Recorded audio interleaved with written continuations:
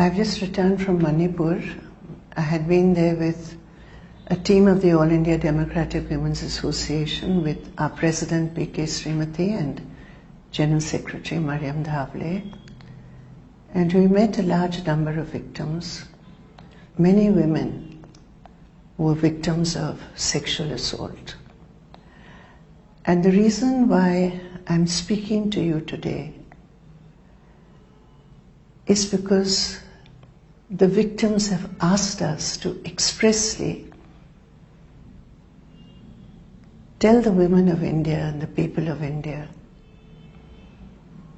about their grief, their suffering, and their despair. And that is why I'm speaking to you today. We met the women in the video which has outraged all of you. But their question is,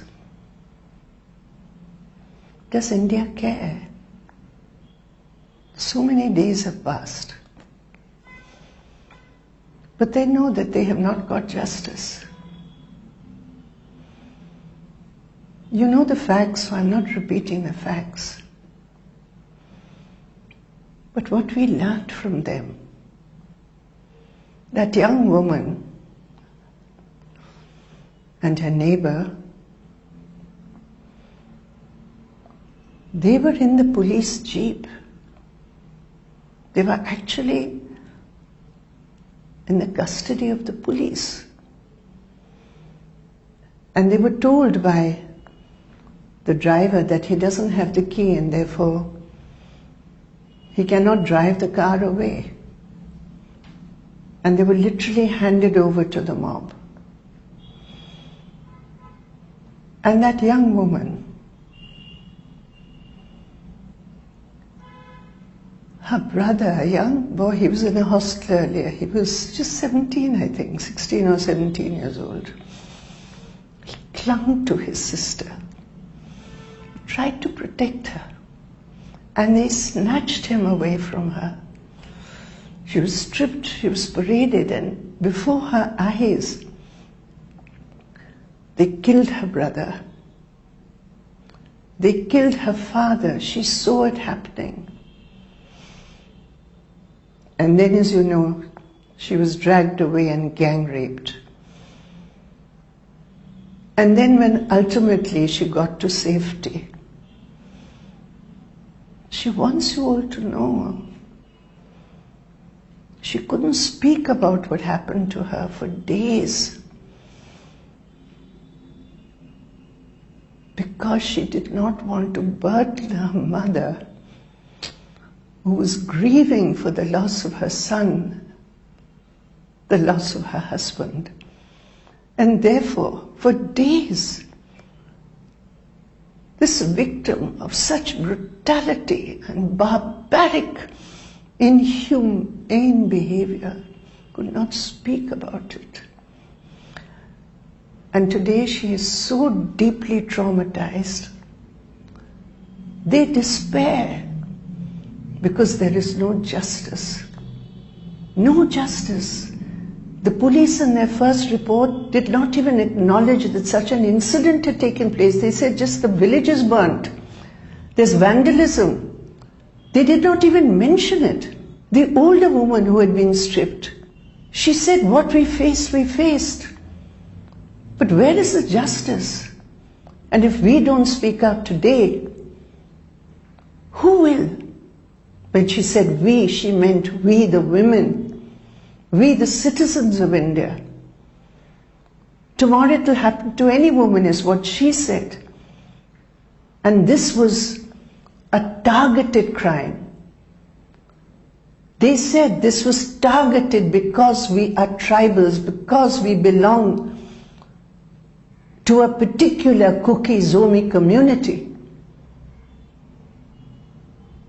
We are targeted because of that. We are citizens of India, and yet this is what we faced. This is the punishment we faced.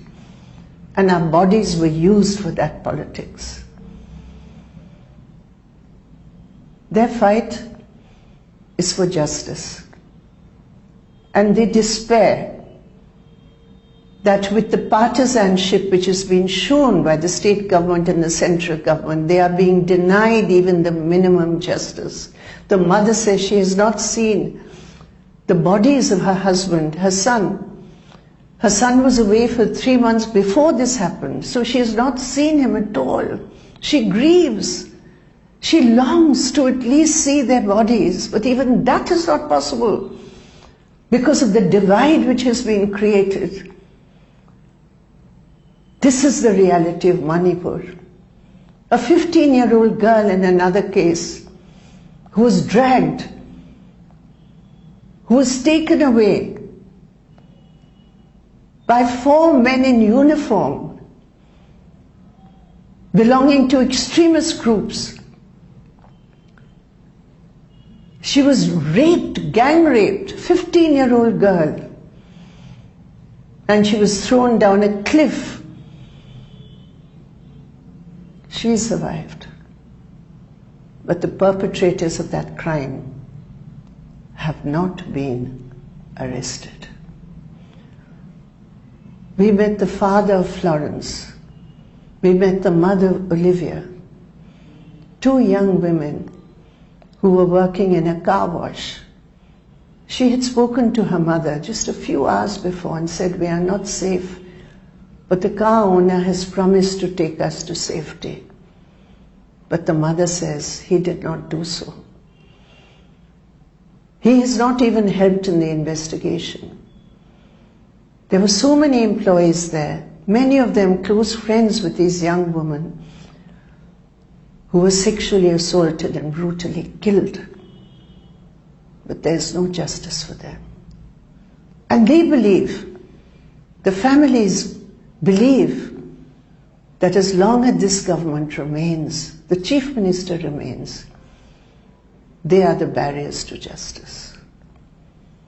They want me to speak to you, not on their behalf, because when they can speak, they will. There's no internet now in Manipur. They can't convey all this to you.